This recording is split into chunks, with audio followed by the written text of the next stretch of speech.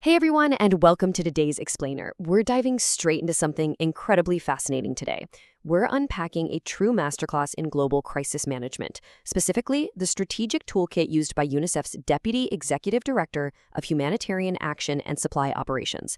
I know, it's a massive title, but it's for an absolutely colossal job. We're talking about the vital link that bridges the gap between corporate headquarters in New York and frontline survival. We are going to look at exactly how these leaders take high-level boardroom decisions and turn them into on-the-ground, life-saving reality for children all over the globe.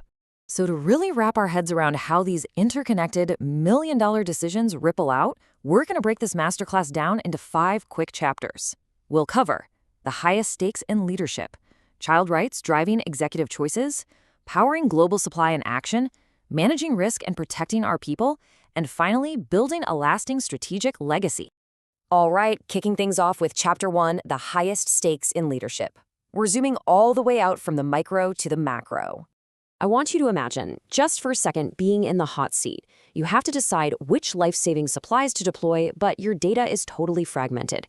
International borders are closing rapidly, and a complex, messy crisis is unfolding by the minute. How on earth do you consistently lead a cohesive humanitarian response across more than 190 countries and territories? Well, this isn't just about managing a budget or running a standard corporate meeting. It's about making definitive, high-level choices where the margin of error is, quite literally, life and death for the world's most vulnerable populations. Think about the sheer weight of authority at the Assistant Secretary General level.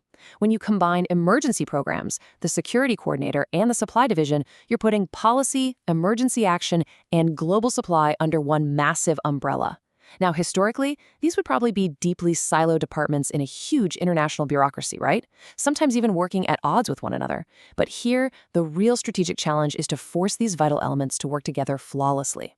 The executive has to ensure the security team is in constant, real-time communication with the supply team, which basically means complex emergency operations can be executed safely and swiftly. But here's the thing. Before a single cargo plane even hits the runway, a core set of values has to act as the operational bedrock. For UNICEF, that's CIRAS, which stands for Care, Respect, Integrity, Trust, Accountability, and Sustainability. A leader at this supreme level has to actively model these values every single day in how priorities are set, how millions of dollars in resources are allocated, and how incredibly difficult trade-offs are explained to the public. All of that immense power and logistical coordination, it absolutely requires a profound, unwavering ethical anchor, so the mission never, ever loses its humanity.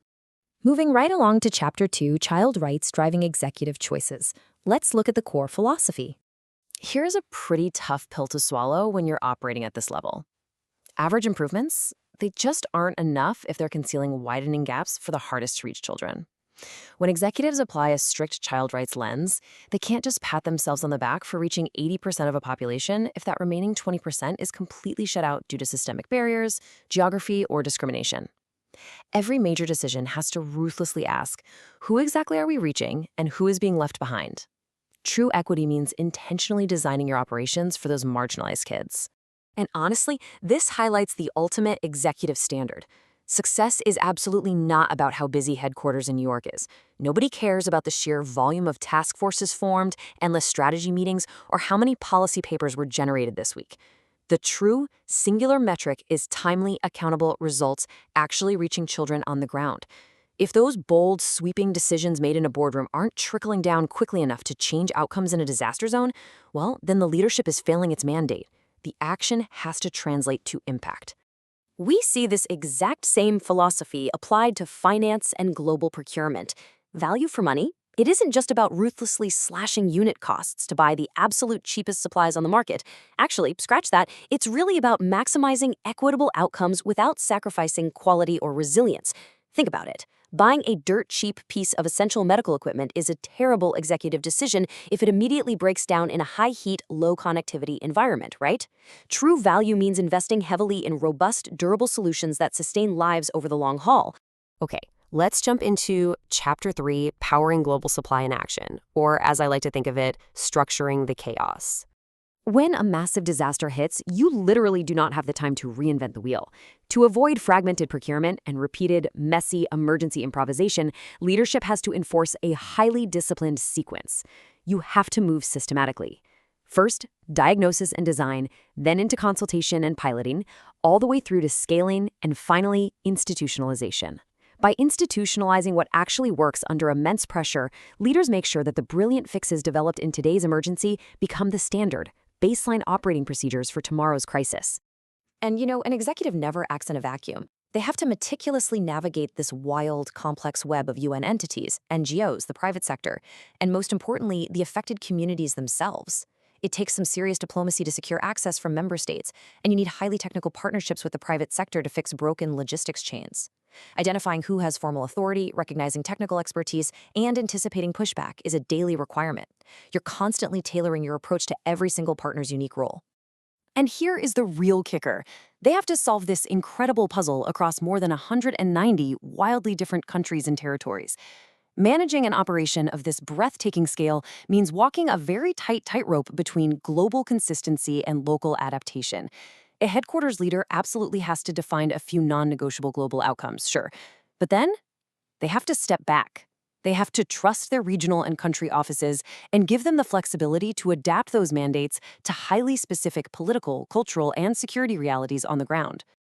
Which brings us to Chapter 4, Managing Risk and Protecting Our People. This is the ultimate safety net. The radar for risk at this level is just staggering. We're talking everything from supply continuity and complex fraud to highly sensitive political interference. But notice that ethical and safeguarding measures stay at the absolute top of the priority list. They are entirely non-negotiable, even when the operational pressure is off the charts.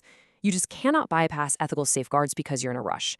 Protecting vulnerable community data and ensuring the well-being of staff in the field, that's just as critical as delivering the physical food and water. Actually, there is a huge mindset shift required right here.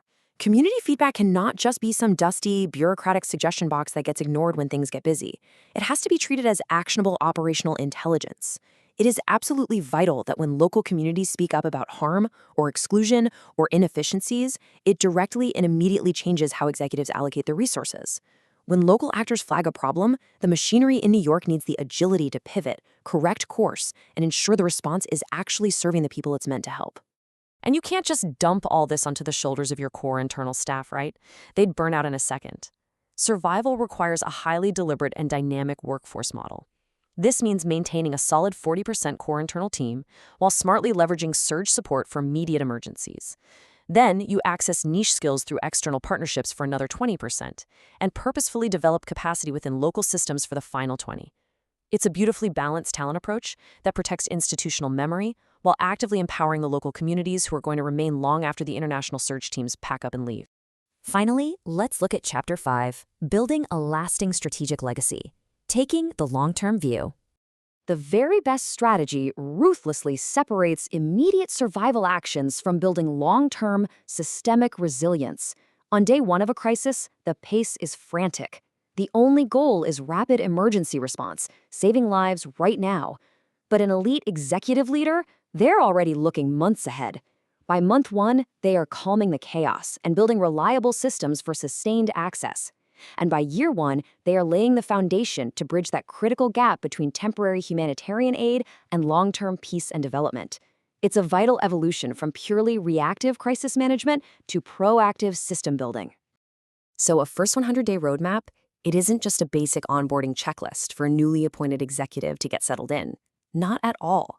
It's a vital cycle of deep listening, prioritized implementation, and continuous learning that ultimately results in durable, long-term institutional transformation. You have to connect those early bottleneck diagnoses to a multi-year roadmap that outlives any single crisis or specific leader. Because honestly, if the organization doesn't systematically learn from the friction of today's crisis, they are doomed to be woefully unprepared for the next one. Ultimately, the enduring test of this entire, incredibly complex toolkit comes down to a single, powerful idea. Does the organization become more trusted, more prepared, integrated, equitable, and resilient? It's all about leaving the system far more capable than it was before the crisis even struck. If a leader can successfully navigate broken supply chains, severe political interference, and massive global risks, and still emerge with a more resilient and principled organization, well, they've truly succeeded. As we wrap up this explainer, I want to leave you with this thought. Consider how the seemingly bureaucratic, boring choices made in headquarters today will directly determine if a vulnerable community can survive their next crisis tomorrow. So what kind of legacy will today's systemic decisions leave for tomorrow's children? It's a heavy question for sure, but it highlights exactly why understanding the strategic toolkit is so absolutely critical. By aligning supply chains, risk management, and massive global operations strictly with child rights, these leaders are shaping a significantly safer future. Thank you so much for diving into this complex and vital topic with me today. Keep learning, and I'll see you in the next one.